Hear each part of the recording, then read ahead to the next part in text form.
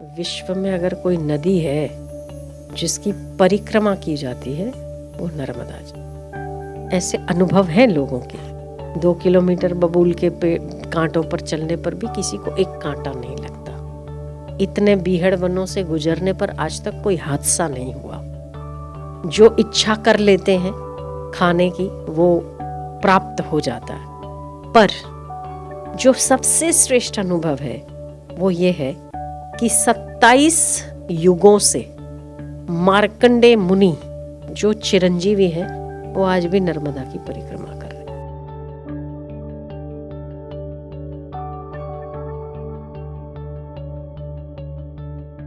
हमारे पूरे विश्व में अगर कोई नदी है जिसकी परिक्रमा की जाती है वो नर्मदा जी। गंगा जी की भी परिक्रमा नहीं होती ना। गंगा जी पवित्र है, सबसे निर्मल मानी जाती है, लॉन्गेस्ट रिवर हमारे भारत की। पर परिक्रमा अगर किसी की जाती है तो वो नर्मदा जी की जाती है। 3800 किलोमीटर। कितने? 3800 किलोमीटर लोग पैदल चलते और कुछ नहीं ले चलते साथ, 2-3 जोड़ी, क्योंकि पैदल चलेंगे जितना सामान आप रखेंगे उतना आप ही को ढोना है। अकल वाला काम तो हुआ ही नहीं है। चलते चलते ही थकेगा आदमी, तो चेक कम कर भाई। एक बार एक डॉक्टर ने परिक्रमा की। अब उसको पता तो रास्ता था नहीं, यहाँ जंगलों का रास्ता, बीहड़ वनों का रास्ता, पहाड़ी रास्ता, उतार चढ़ाव बहुत। कहाँ जाए पता नहीं, किसको पूछे पता नहीं। कभी कभी ऐसे रास्ते आते ना कि कहीं कोई होता ही नहीं, किसको पूछे जाए दूर दूर तक। तो कोई पहाड़ी चढ़ गया। अब चढ़ गया तो इधर जाऊं कि इधर जाऊं, नीचे उतरूं कि वापस जाऊं, उसको समझ नहीं आया। तो उसने सोचा अब चढ़ा तो हूं, उतर ही जाता हूं। वो उतर गया तो एक झोपड़ी सी दिखी। उसने बोला नर्मदे हर। अंदर से आवाज है। बोले ये रास्ता, मुझे परिक्रमा में हूं, ये रास्ता सही जा रहा है? अरे बोले तुम तो उल्टा आ गए। अब फिर पहाड़ी चढ़ो, फिर उतरो, वहां पहाड़ी से दाएं मुड़ जाओ। मैं बहुत थक गया हूं, इतना चला हूं कि मैं बहुत थक गया हूं। और भोजन मैंने तो किया भी नहीं है सुबह से, दोपहर होने आई है क्योंकि मैं रास्ता भटक। बोले देखो हम खेत में काम करें। वो लोग खेत में काम कर रहे थे। झोपड़ी ऐसे होती है ना खेत में, हम खेत में काम करें।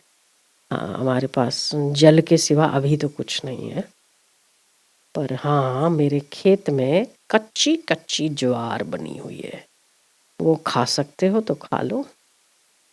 कच्ची कच्ची ज्वार, थोड़ी सी जो पक जाती है ना उसको तो आटा बन जाएगा, पर जो अभी पक रही है हरी हरी ज्वार, नरम नरम, वो निकाल के अपने खेत से उसको दी। वो बोले ना भूख में तो बाटे भी अच्छे लगते हैं ना। तो भूख थी तो चबा गया। वो फिर बोला नर्मदे हर। मैं जा रहा, रास्ते पे चलते चलते बोला मैया मैं तो थक गया, बहुत थक गया हूँ, मुझे तो रास्ता भी पता नहीं, अब फिर पहाड़ी चढ़ेगा कौन, भूखा भी हूँ। अभी बैठा किसी पेड़ के नीचे, एक बूढ़ी माई आई। हाँ बेटा, कहीं रास्ता भटक गया? हाँ माँ, रास्ता भटक गया हूँ। कहाँ जाना तेरे को? परिक्रमा में जाना था। रास्ता तो मूर्ख है, नीचे जब पहाड़ी चढ़ा तब नहीं पूछा? बोले कोई था ही नहीं। था नहीं तो धीरज नहीं था। कोई नहीं था, धीरज तो था तेरे पास। कोई मिलता तब पूछ के चढ़ता, अब चल मेरे पीछे पीछे। बोले माई तू पहाड़ी चढ़ाएगी मुझे? नहीं पहाड़ी नहीं, अलग वाले रास्ते से ले जाऊंगी तेरे को। और नीचे नीचे के रास्ते से ले गई और उस पगडंडी पे चढ़ा दिया। बोले अब सीधा पगडंडी छोड़ना मत। समझ रहा तू? समझ रहा? अगली बार कहीं चढ़ने से पहले नीचे पूछना भूलियो मत। नहीं अगली बार मदद करने कोई नहीं आएगा। अभी तो मैं आ गई। बात करते करते, ओ माई तो यहाँ तो कोई है नहीं, तू आई कहाँ से? बोले वो तू सब छोड़, अभी तू जा और बस यहाँ से सीधे लग जा। सीधे लग गया, पीछे मुड़ के देखा तो वो माई दिखाई नहीं दी। इतना सा वो लगा के पगडंडी पे चली गई। अब फिर इसका दिमाग ठनका, इसको लगा कि ये तो नर्मदा जी होंगी, क्योंकि ऐसे अक्सर लोगों को अनुभव हुआ करते, नर्मदा जी होंगी। मैं पैर ही पकड़ लेता, मैं तो दर्शन हो गए। पर मैं इतना बुद्धू कि अपनी कहानियां सुनाने में ही व्यस्त रहा कि मैं पहाड़ी चढ़ा, फिर बहुत उसमें वो हुआ, मैं बहुत थक गया, ये सारी कहानियां ही बताता रहा मैं, और वो बेचारी बुढ़िया सुनती रही। फिर आगे बढ़ा तो इसने कहा कि मैया, मैंने सुना है कि जो इच्छा करते ना तेरे तट पे, वो खाने की पूरी हो जाती है। और ये बात सही है, खाने की पूरी हो जाती है। मैं तो कितने दिन से पनीर ही नहीं खाया। और डॉक्टर था, चटोरापन होगा ना उसमें, थोड़ा ज्यादा भी त्याग व्याग करना सीखा नहीं, डॉक्टर था, चटोरापन था, बोले पनीर ही नहीं खाया। पर मैं कितना मूर्ख हूँ, अब यहाँ पनीर कहाँ से मिलेगा? क्योंकि जितने भी अन्य क्षेत्र हैं वहाँ दाल चावल, अधिक से अधिक सब्जी रोटी मिल जाती है। पर वहाँ रोटी बेलने वाला कहीं कोई होता नहीं ना, एमपी में कम होता है। तो फिर वहाँ तो केवल दाल चावल ही मिलता है। कितने दिन तो दाल चावल खा के रहो, तपस्या ही हो जाती है।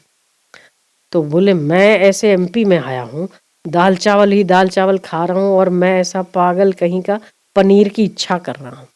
चल छोड़, मरने दे, कहीं चलो अन्न क्षेत्र मिल जाए, दाल चावल ही मिल जाए तो बढ़िया। तो एक माई ऊपर टीले पे खड़ी, वो चिल्लाई, ए बाबा! वो दाढ़ी बड़ी हुई थी, 3-4 महीने हो गए थे चलते चलते। ए बाबा! बोले क्या पनीर खाएगा? पनीर खाएगा? इसने सोचा, अभी तो सोच रहा था, वो सामने से आ रहा है तो छोड़ूं क्यों, नहीं खाऊं कि नहीं खाऊं। अरे सोच क्या रहा है, मटर पनीर बनाया तेरे लिए। मेरे लिए? तुझे कैसे मालूम? अरे मेरे लिए बनाया था, बच गया तो सोचा किसको दूं। सोचा चल यही है, इसको खूब मटर पनीर खाने की इच्छा हो रही है, चल खिला ही देते हैं, आजा। उसको बुलाया, घर बिठाया, मटर पनीर खिलाया, रोटी खिलाई, आंखों में आंखें डाली, पेट भरा कि नहीं भरा अभी, और लाऊं? बोले नहीं, भर गया। 2 कटोरी भर के मटर पनीर खाया। फिर रवाना किया उसको, आगे गया। आगे गया तो जंगल मिला, जंगल मिला, फिर उसमें घुस गया। इसको याद नहीं रहा। धीरज रख के जाना, धीरज रखना, कहीं समझ नहीं आए तो धीरज रखना। वो अंदर चला तो गया, चला गया तो बड़े बड़े बड़े पेड़, कहाँ जाऊं कहाँ नहीं जाऊं समझ में, इधर उधर भटकता रहा। जंगल में तो आपको पता है, एक बार भूल गया तो भूल गया। फिर उसने बोला, कोई है, कोई है, कोई रास्ता बताने वाला? कोई जवाब ही नहीं। शाम हो रही है। इतने में उसको ना चीते की आवाज सुनाई। अब तो उसके सांस वांस हलक में अटक गई, अब तो मर गया मैं। ओ माई नर्मदे हर, मैंने पनीर खाया है, आज पनीर चीता खा लेगा मेरा।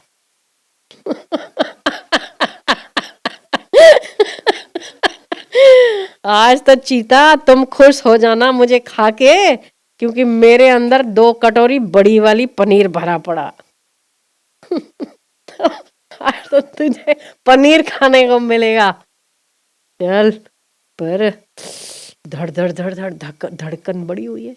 तो देखते कि एक 18 साल की लड़की, इतना बड़ा टीका लगाया हुआ है, हाथ में चूड़ियां पहनी हुई है, छोटा सा घाघरा ऐसा डाला हुआ है, और छाने थीप रही है जंगल में। गाय तो है नहीं कहीं, जंगल इतना घना है, नजर कोई आ नहीं रहा, झोपड़ी कोई है नहीं, घर कहीं दिख नहीं रहा, फिर छाने कहाँ से थीप रही है? गोबर के छाने थीप रही थी। ए, कहाँ जा रहा है? इंसान की आवाज सुन के उसको उसमें वो आया, कहाँ जा रहा है? कहाँ जा रहा हूं? परिक्रमा में जा रहा हूं, रास्ता भटक गया हूं, क्या करूं तेरा? उसने माथे पे ही लगाया हाथ, क्या करूं तेरा। उस डॉक्टर ने सोचा क्या करूं, तो जैसे इसी ने मेरा कुछ किया हो, इसी ने पहले मेरे को मिली हो, कर तो ऐसा रही है कि जैसे मेरे घर की हो, क्या करूं तेरा। ऐसा बोली, आजा मेरे पीछे। बोले इस उसने भी यही बोला था, बुढ़िया ने, आजा मेरे पीछे। ये भी कह रही आजा मेरे पीछे, पर तू है कौन। बोले मैं पास के गांव से रहती हूँ। बोले मैं इतनी देर से चला रहा था तो तूने तो जवाब नहीं दिया। हाँ तो मैं सुनूं, अपना काम करूं या तुझे जवाब दूं। देखा ना अभी तू लठ जैसा ऊपर से आया, अकल तो है नहीं, कितनी बार कहते हैं। चल अब चल, ज्यादा मत बोल। खाना क्या खाया, खाया पिया कि नहीं खाया। उसने बोला पनीर खा के आया हूँ, यहाँ जंगल में चीते बहुत हैं। चीते बहुत हैं, अगर एक आध कोई खा लेगा तो पनीर खाएगा तो तेरी पनीर का खा के चीता को आनंद आ जाएगा। कभी भी ऐसे जंगल के रास्तों से, बीहड़ वनों में अकेले नहीं जाना चाहिए। समझ रहा है कि नहीं समझ रहा। समझ रहा हूं। वो आदमी ने 2 किलोमीटर का पूरा रास्ता बबूल के पेड़ों का था जहां से वो ले गई। क्या आप ये मान सकते हो कि बबूल के पेड़ जहां हो वहां कांटे ना हो। ऐसा होता नहीं होता। बबूल के पेड़ हो और कांटे चुभे नहीं, ऐसा हो सकता है नहीं हो सकता। वो जो लड़की थी वो नंगे पांव थी, इसको चप्पल थी। एक कांटा 2 किलोमीटर में ना उसके पैर में लगा ना इसके पैर में लगा। 2 किलोमीटर के पार होके उसने कहा अब यहां से सीधा चला जा, पर सुन ये मैं तुझे दोबारा बोल रही हूं, कहीं पर भी अकेले जाने से पहले 100 बार विचार करना, अगली बार मैं बिल्कुल नहीं आऊंगी। समझ रहा है तू। हाँ मैं समझ रहा हूँ। फिर इसको लगा कि ये वही है। उसने बोला मैया, तो वहां इसे बोलना ही था और उसका गायब होना। ऐसे अनुभव हैं लोगों के। 2 किलोमीटर बबूल के कांटों पर चलने पर भी किसी को एक कांटा नहीं लगता। इतने बीहड़ वनों से गुजरने पर आज तक कोई हादसा नहीं हुआ। जो इच्छा कर लेते हैं खाने की वो प्राप्त हो जाता है। पर जो सबसे श्रेष्ठ अनुभव है वो ये है कि 27 युगों से मार्कंडे मुनि जो चिरंजीवी है वो आज भी नर्मदा की परिक्रमा कर रहे हैं। दूसरी बात, इतने ऋषि मुनि हो गए इस तट पे, इतने ऋषि मुनि हो गए कि आज भी हमारी आंखों से नजर नहीं आते हैं, फिर भी इस तट पर अभी भी ऐसे सिद्ध महापुरुषों की गति है।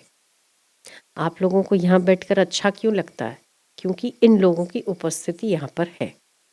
हम कई बार देखते हैं, कई बार हम उनका हुलिया भी बता सकते हैं कि वो कैसे हैं। नुकसान नहीं करते किसी को, आध्यात्मिक उन्नति में बहुत सहायक होते हैं। कोई लेने वाला चाहिए, कोई अगर लेने वाला हो तो ये देने में देर नहीं करते। आज भी करमंडल से करमंडल मिलाए हुए इतने सिद्ध पुरुष यहाँ बैठे हुए हैं। एक करमंडल से दूसरा करमंडल, इतनी जगह भी छूटी हुई नहीं है। इतने महापुरुष इस नर्मदा जी के तट पर तपस्या करते आज भी। कुछ सूक्ष्म रूपों में है, कोई बाह्य रूपों में, पर है। आप देखिए मूल बात क्या थी। मूल ये थी कि जो लोग नर्मदा तट पर परिक्रमा करते हैं या नर्मदा जी के उसमें रहते हैं, तट पर रहते हैं, उन लोगों को बहुत अनुभव होता है आध्यात्मिकता वालों को, आध्यात्मिकता के। और जो इस प्रकार के लोग हैं, जो लोग दूसरों की सेवा करना चाहते हैं अन्न से, धन से, उनको वो भी प्राप्त होता है, कोई कमी नहीं रहती।